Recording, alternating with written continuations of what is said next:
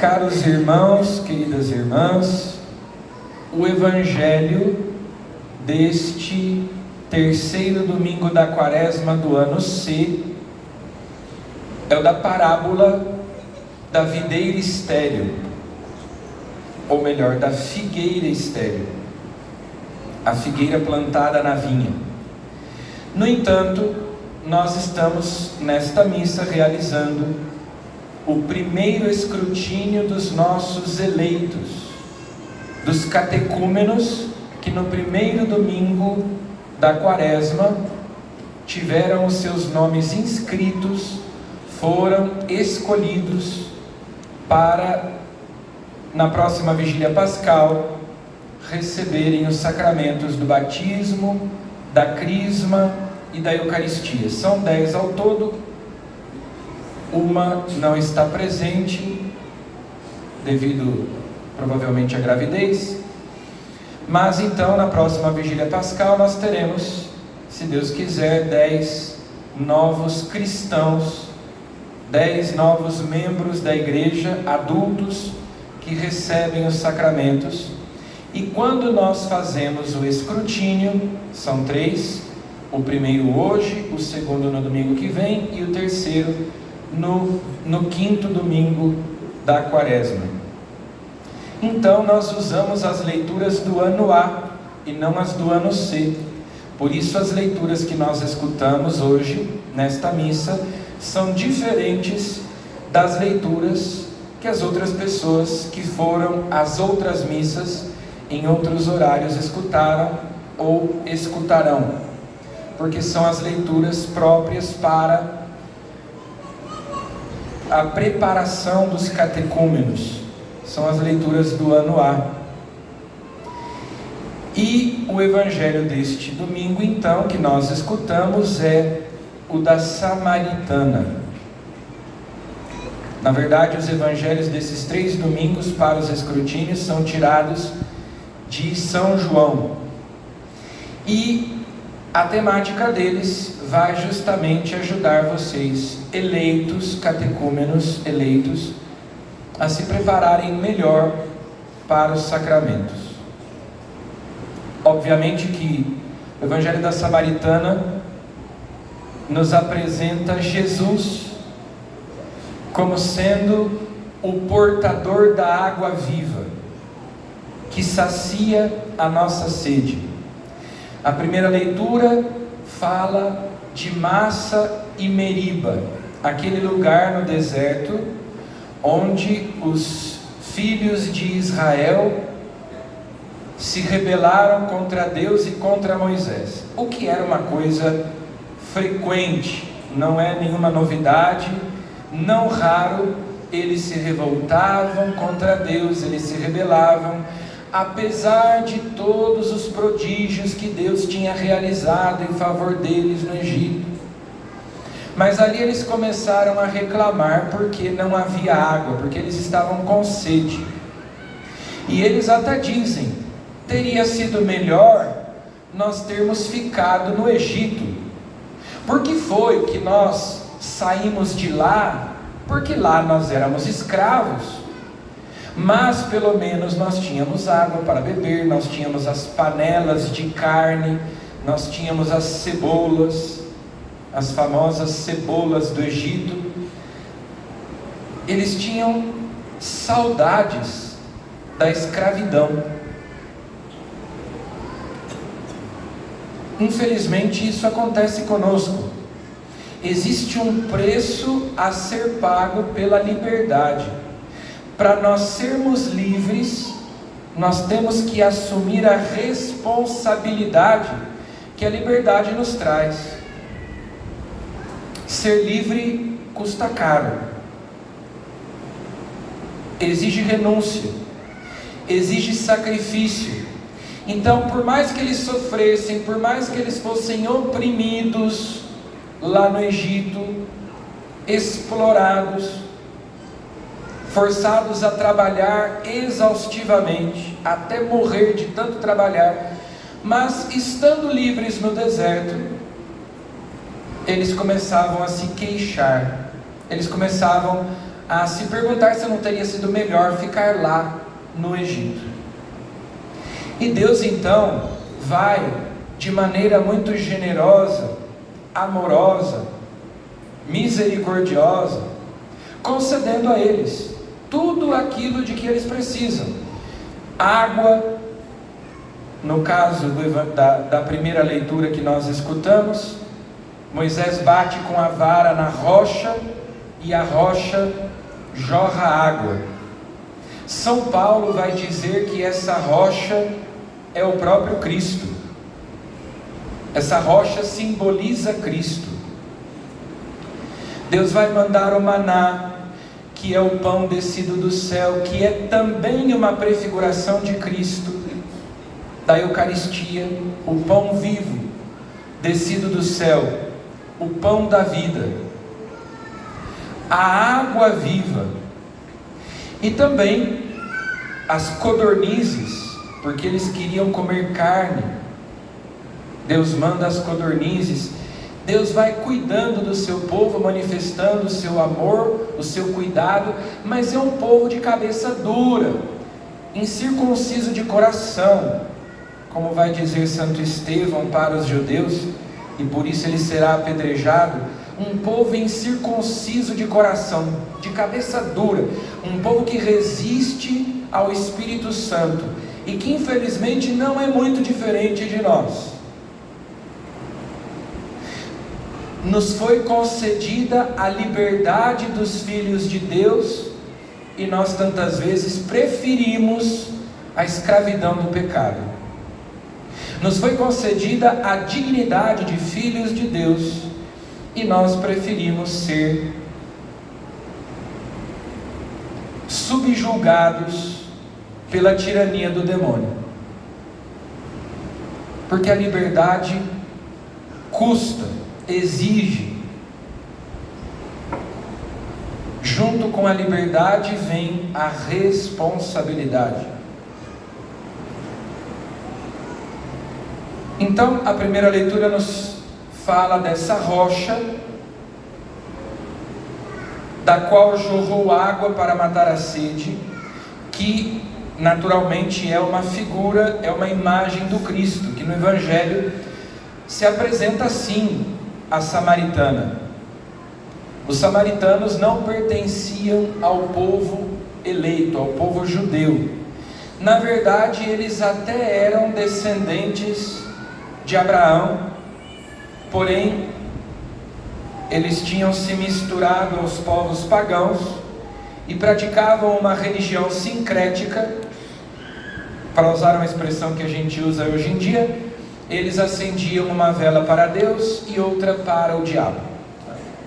Então eles tinham um templo no Monte Garizim, onde eles cultuavam, onde eles adoravam o verdadeiro Deus, o Deus de Abraão, o Deus de Isaac, o Deus de Jacó.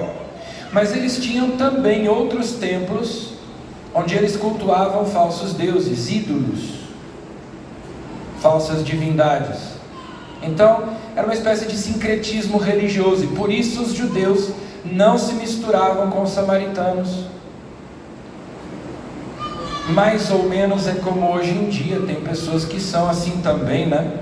Vêm à missa no domingo, e depois na semana vão ao centro espírita, vão ao terreiro de umbanda, de candomblé, tentando conciliar a luz com as trevas. Acendem uma vela para Deus e outra para o diabo.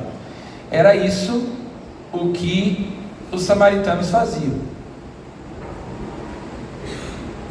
E Jesus então se senta à beira do poço de Jacó. Jesus está cansado, exausto, exaurido da caminhada. Os discípulos foram procurar comida, quer dizer, então Jesus também tinha fome, tinha sede. Fisicamente, Jesus estava cansado, com fome, com sede. O texto diz que Jesus precisava passar pela Samaria. Na verdade, geograficamente, de onde ele vinha e para onde ele ia não era necessário. Jesus precisava, porque ele precisava se encontrar com essa mulher. E esse é o primeiro ponto que chama a nossa atenção nesse encontro. Jesus estava lá de propósito. Jesus premeditou aquele encontro. Jesus preparou aquele encontro. Porque de fato Deus nos amou primeiro. A iniciativa é dele. Como São Paulo disse na segunda leitura que nós escutamos: quando éramos ainda pecadores, inimigos de Deus, Ele nos amou. Então Jesus toma a iniciativa de ir até ali. Já a mulher, a samaritana, ela só saiu de casa para pegar água no poço. E ela vai ao meio-dia, que é o horário mais quente. Geralmente as pessoas não vão ao meio-dia buscar água no poço. Provavelmente é uma especulação que se faz, porque ela não era uma mulher bem vista, já que, como depois Jesus foi entrando na vida dela, nos dramas dela, nos pecados dela, 5 maridos, e o que tem agora não é teu, né? Então não era uma mulher de boa fama, não era uma mulher muito bem vista, talvez por isso, para evitar de encontrar alguém pelo caminho, ela vai nesse horário. Mas o encontro com Jesus é absolutamente inesperado para ela. Embora Jesus a esperasse encontrá-la, ela não esperava encontrar Jesus, que ela na verdade nem conhecia. E Jesus pede a ela: dá-me de beber. Jesus se coloca numa posição de alguém que precisa da ajuda dela. Mas quando ela diz: como é que você, sendo judeu, pede água a mim, que sou uma samaritana? Os judeus não falavam com os samaritanos, e um homem não podia falar com uma mulher a sós. Ele diz: se conhecesses o dom de Deus. O dom de Deus, meus irmãos, é o Espírito Santo. Se conhecesses o dom de Deus, e quem é que te diz: dá-me de beber? Tu me pedirias e eu te daria uma água viva. Essa água que você beber se tornará um rio de água viva, uma fonte que jorra de dentro do seu peito, do seu coração. Você nunca mais terá sede. Claro que Jesus não está aqui mais falando da sede física, da sede corporal, mas é como o Salmo que diz: a minha alma tem sede de Deus e deseja o Deus vivo, como a terra sedenta e sem água.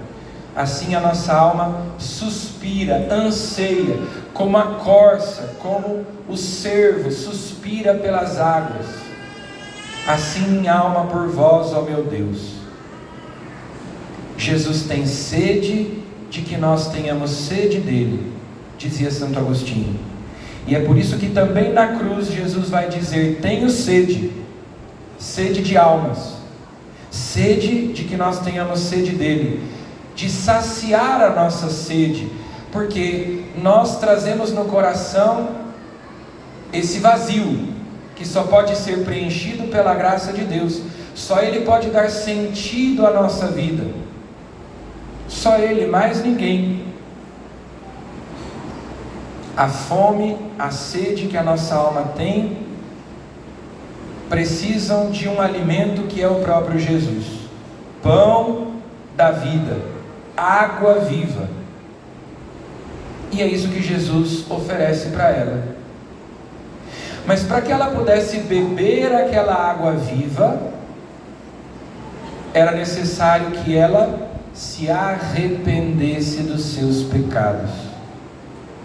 Quando no dia de Pentecostes, São Pedro diz que o Espírito Santo está sendo derramado sobre os que creem em Jesus, que foi morto e ressuscitou dos mortos, os judeus perguntam: o que é que nós temos que fazer agora? E ele diz: arrependei-vos dos vossos pecados, sede batizados e recebereis o Espírito Santo. Então, para que aquela mulher recebesse, pudesse beber a água viva, recebesse o Espírito Santo, ela precisava primeiro reconhecer-se pecadora, confessar o seu pecado, arrepender-se dos seus pecados. E Jesus então vai puxando, como numa confissão, né? Jesus vai então trazendo os pecados dela, vai entrando no coração, na vida dela. Olha, então, você quer beber essa água? Ela não tinha entendido nada. Ela fala: mas você não tem balde, como é que você vai pegar a água, né? Com uma mentalidade materialista. Aí Jesus vai e diz para ela: vai buscar o teu marido. Era necessário que ela expusesse diante de Jesus a sua miséria, a sua fraqueza, para que então ela pudesse beber da água viva. Como de fato depois ela vai embora e deixa para trás o cântaro, o balde que ela tinha levado. Ela veio buscar um tipo de água que sacia a sede do corpo, mas acaba levando consigo outra água, para a qual não era necessário mais o balde. Ela esquece, ela deixa para trás, e ela sai testemunhando para os outros: eu encontrei o Cristo. Na verdade, o próprio Jesus se revela para ela. Ela diz: eu acredito que virá o Messias. E ele diz: sou eu que estou falando contigo. E Jesus se revela para ela, e ela sai dizendo para os outros, que depois vem para perto de Jesus. Ou seja, ela se torna uma espécie de apóstola, de testemunha. Os outros samaritanos vêm, se encontram com Jesus, e o Evangelho termina com eles dizendo: nós já não acreditamos por aquilo que você nos disse, mas porque nós mesmos ouvimos, nós nos encontramos com Ele. Nós não acreditamos porque você nos disse, nós ouvimos o seu testemunho, mas agora nós mesmos bebemos dessa água viva, nós mesmos nos encontramos com Jesus. Então, queridos irmãos e irmãs, essa água viva nós recebemos mediante o arrependimento, a contrição, a confissão dos nossos pecados, a fé em Jesus Cristo e o batismo.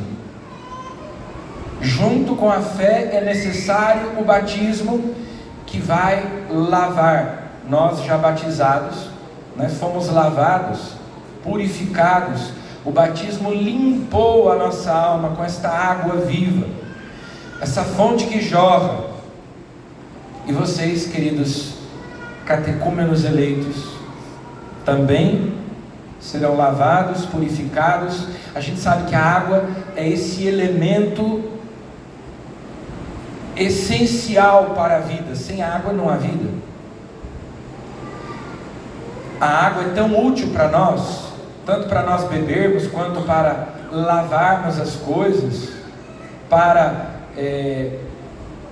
num dia quente, por exemplo, de calor, você toma um banho refrescante, e isso refaz as suas forças. Nós inclusive somos gerados no ventre da nossa mãe na água. Por isso é que a pia batismal é o útero da igreja. Ali vocês vão nascer de novo da água e do Espírito Santo, como Jesus disse para Nicodemos: necessário vos é nascer de novo da água e do Espírito Santo. Quem não nascer da água e do Espírito Santo não entrará no reino de Deus. Eu disse que hoje a igreja proclama o Evangelho, a parábola da figueira estéril. Jesus fala de um homem que plantou uma figueira na sua vinha, e ele há 3 anos vinha procurando figos, mas não encontrava. Aí ele disse para o vinhateiro, para o empregado: corta essa videira, corta essa figueira, aliás. Ela está ocupando inutilmente o solo. Aí o empregado disse: vamos esperar mais um pouco, tenha um pouquinho mais de paciência, vamos cavar em volta, vamos colocar adubo, quem sabe ela dê fruto. Essa parábola fala da paciência de Deus para conosco. Deus é bondoso, Deus é compassivo, Deus é paciente. Deus tem nos dado a sua graça, tem nos dado luzes para nós produzirmos frutos. Mas tantas vezes Ele vem procurar em nós esses frutos e não os encontra.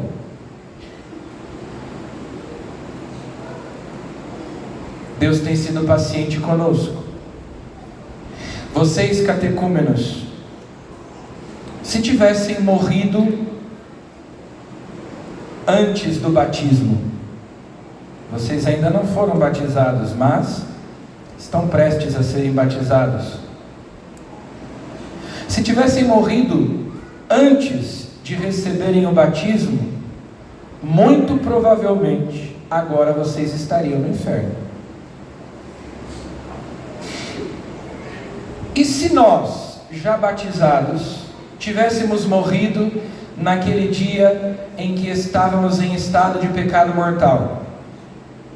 Ou talvez alguns de nós até estejam agora. Nós estaríamos no inferno. E no entanto, Deus tem sido paciente conosco.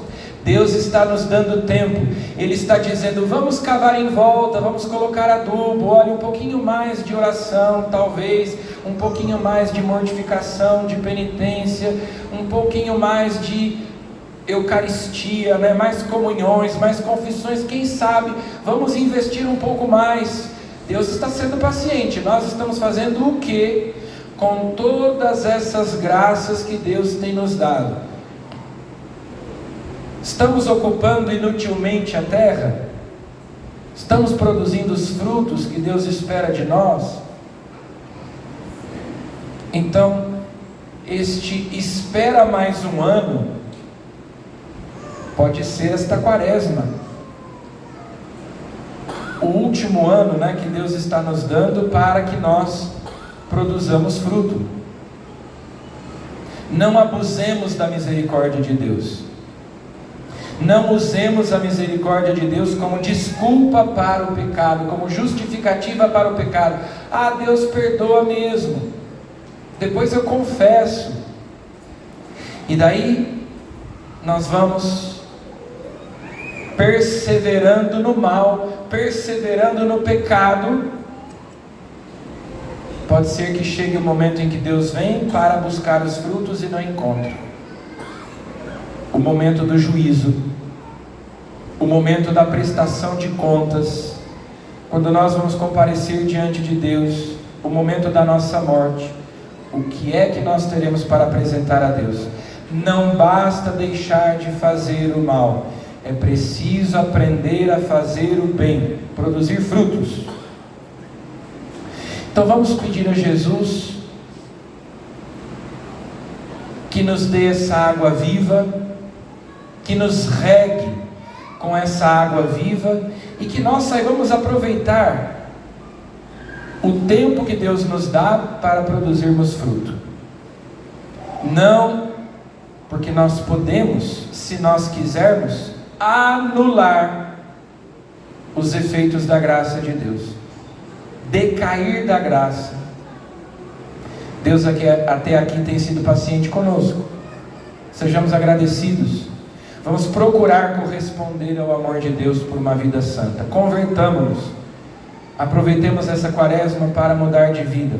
É pelo arrependimento, pela fé, pelo batismo que nós podemos beber desta água viva que sacia a nossa sede, esta fonte que jorra para a vida eterna. Louvado seja nosso Senhor Jesus Cristo.